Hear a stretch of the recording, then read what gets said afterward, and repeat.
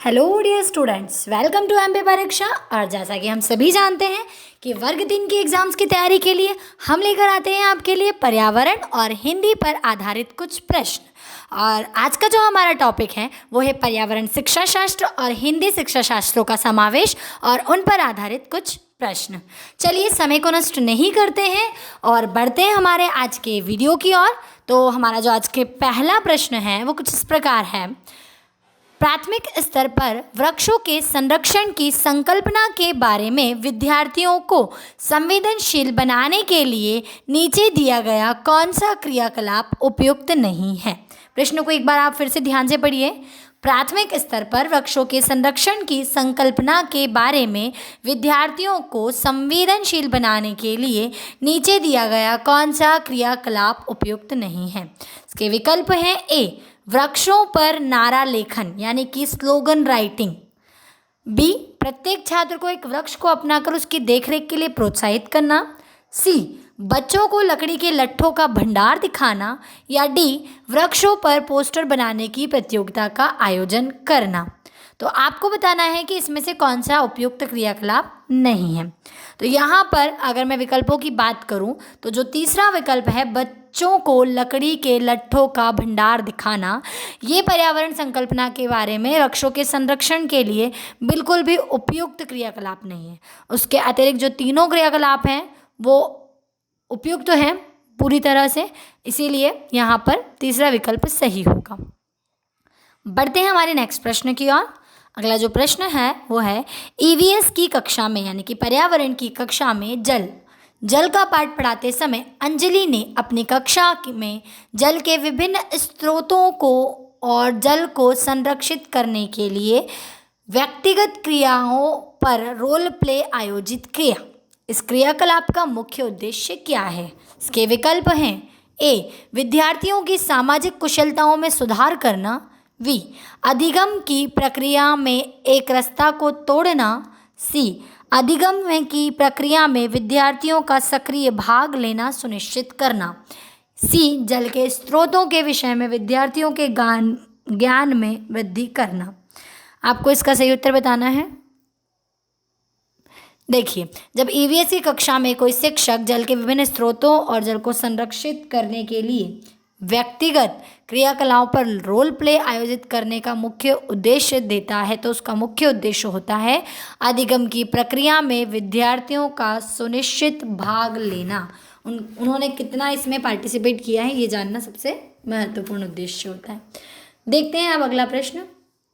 अगला प्रश्न है, ईवीएस कक्षा में सामाजिक असमानताओं पर अधिक बल देने के लिए निम्नलिखित में से कौन सा अधिक प्रभावी अनुभव होगा। आपको बताना है यहाँ पर कि कौन सा जो प्रभावी होगा अधिगम अनुभव। ठीक है, विकल्प हैं उससे संबंधित मामलों पर वीडियो फिल्म देखना, या संबंधित मामलों या समस्याओं पर विशिष्ट भाषण आयोजित करना। विकल्प सी होगा संबंधित मामलों पर क्विज प्रतियोगिता का संचालन करना। विकल्प डी होगा विद्यार्थियों में समूह परियोजना का भार अपने ऊपर लेने के लिए कहना। तो यहाँ पर सबसे प्रभावी अधिगम अनुभव जो होगा वो होगा विद्यार्थियों में समूह परियोजनाओं के भार को अपने ऊपर लेने के लिए कहना। यहाँ पर इसका विकल्प डी जो होगा सही उत्तर होगा। देखिए, हम यहाँ पर्यावरण शिक्षा शास्त्र पर आधारित प्रश्न पढ़ रहे हैं, तो ये शिक्षा शास्त्र के प्रश्न हैं, इन्हें आप ध्यान से पढ़िए क्योंकि शिक्षा शास्त्र में आपसे कुछ इसी तरह के प्रश्न आपके आने वाली एग्जाम्स में पूछे जाएंगे। चलिए देखते हैं अगला प्रश्न। अगला प्रश्न है, पर्यावरण अध्ययन की पाठ्यपुस्तक में विभिन्न प्रकरणों में एक खंड करके देखो को शामिल किया गया है जिसका उद्देश्य है। आपको बताना है कि इसका उद्देश्य क्या है। विकल्प ए, घर में शिक्षार्थियों को व्यस्त रखना। विकल्प बी, प्रत्यक्ष हस्तपरक अनुभव उपलब्ध कराना। विकल्प सी, परीक्षा में निष्पादन को सुधारना। या विकल्प डी, वैज्ञानिक शब्दावली की परिभाषाएं सीखना।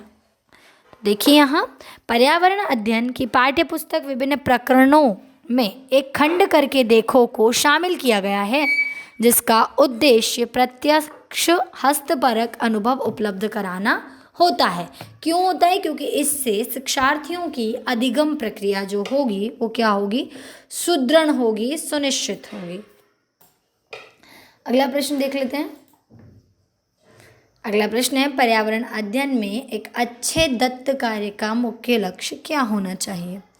इसके विकल्प हैं: ए, अधिगम विस्तार के अवसर उपलब्ध कराना, बी, प्रभावी अधिगम के लिए पाठ की दोहराई, सी, समय को बेहतर उपयोग सुनिश्चित करना, विकल्प डी है शिक्षार्थियों को अनुशासन में बनाए रखना। और यहाँ इसका जो सही उत्तर है जल्दी से आप कमेंट बॉक्स में कमेंट करके हमें बताएंगे।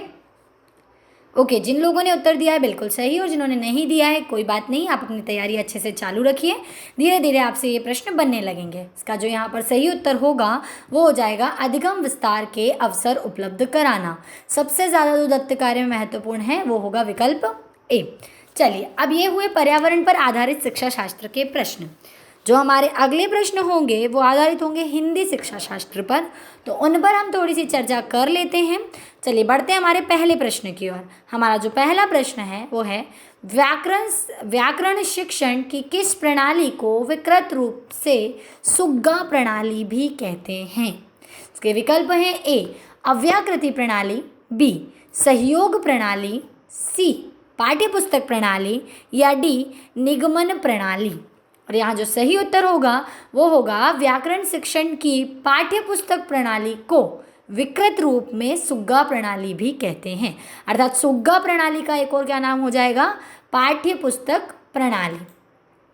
नेक्स्ट प्रश्न है, इस विधि में मातृभाषा के माध्यम से किसी नवीन भाषा को पढ़ाया जाता है। यह कथन कौन सी विधि के संदर्भ में कहा गया है? यहाँ पर किस विधि की बात की जा रही है? ए, गठन विधि, बी, प्रत्यक्ष विधि, सी, वेस्ट की विधि, या डी, परोक्ष विधि। तो देखिए, किसी नवीन भाषा को प्रत्यक्ष विधि द्वारा सिखाया जाता है। तात्पर्य यह है कि बालक जिस प्रकार अपनी मातृभाषा सीखता है उसी प्रकार वो नई भाषा को भी सीखे। तो यहाँ पर मातृभाषा के माध्यम से किसी नवीन भाषा को पढ़ाया जाता है। इस विधि के संदर्भ में कौन सी विधि सही होगी? प्रत्यक्ष विधि। चलिए अगला देख लेते हैं। अगला प्रश्न है, जिस प्रकार नवीन चित्रकार के लिए तुलिका और फलक वांछनीय है, जिस प्रकार नए चित्रकारों के लिए तुलिका और फलक वांछनीय है, ठीक उसी प्रकार अथवा उससे भी कुछ अधिक अध्यापक के लिए श्यामपट्ट तथा खड़िया के टुकड़े का महत्व है। ये दोनों वस्तुएं सफल अध्यापक की सतत संगिनी है। उपयुक्त कथन किसने कहा था? आपको ये बताना है। विकल्प है: ए, पंडित सीताराम चतुर्वेदी, विकल्प बी, MP मफात, विकल्प सी, EB वेस्ले, और विकल्प डी है रायबर्न। आपको बताना है कि चारों वैज्ञानिकों में से यह कथन किसका था। तो यहाँ इसका सही उत्तर हो जाएगा पंडित सीताराम चतुर्वेदी। पंडित सीताराम चतुर्वेदी जी का यह कथन है, ठीक है, जो हिंदी व्याकरण शिक्षा शास्त्र के बहुत अधिक महत्वपूर्ण माने जाते हैं वैज्ञानिक। चलिए आगे देखते हैं। कविता शिक्षण की प्रश्नोत्तर प्रणाली को और किस नाम से जाना जाता है? ए, व्याख्या प्रणाली, बी, खंडन वय प्रणाली, सी, शब्दार्थकन कथन प्रणाली, या डी, व्यास प्रणाली। देखिए, कविता शिक्षण की प्रश्नोत्तर प्रणाली को खंडन वय प्रणाली के नाम से भी जाना जाता है, जहाँ कविता की प्रत्येक पंक्ति का अन्वय करके उसका भाव स्पष्ट किया जाता है। तो यहाँ विकल्प बी, खंडन वय प्रणाली, पूर्णतः सही उत्तर होगा। आगे देख लेते हैं। हमारा अंतिम प्रश्न है, भाषा की दृष्टि से रचना के कितने रूप हैं? विकल्प हैं 2, 3, 4 और 5। तो देखिए, भाषा वह साधन होती है जिसके द्वारा हम अपने विचारों को व्यक्त करने के लिए वाचिक ध्वनियों का प्रयोग करते हैं, ठीक है। और यहाँ भाषा की दृष्टि से जो रचना के रूप होते हैं वो कितने होते हैं? 2 होते हैं। तो यहाँ इसका सही उत्तर विकल्प ए होगा।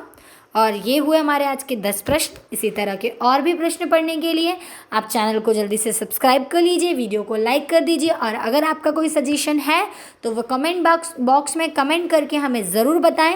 और अपने अध्ययन को सतत रूप से चालू रखिए, क्योंकि आपकी सफलता ही हमारा उद्देश्य है। तब तक के लिए आप सभी से निवेदन है, सभी अपने घरों में रहिए, सुरक्षित रहिए और पढ़ते रहिए। All the very best. दोस्तों ऐसी और वीडियोस के लिए सब्सक्राइब कीजिए परीक्षा चैनल को और बेल आइकन दबाना ना भूलें। और अगर आप तैयारी कर रहे हैं तो प्रैक्टिस के लिए अभी डाउनलोड करें एमपी परीक्षा ऐप।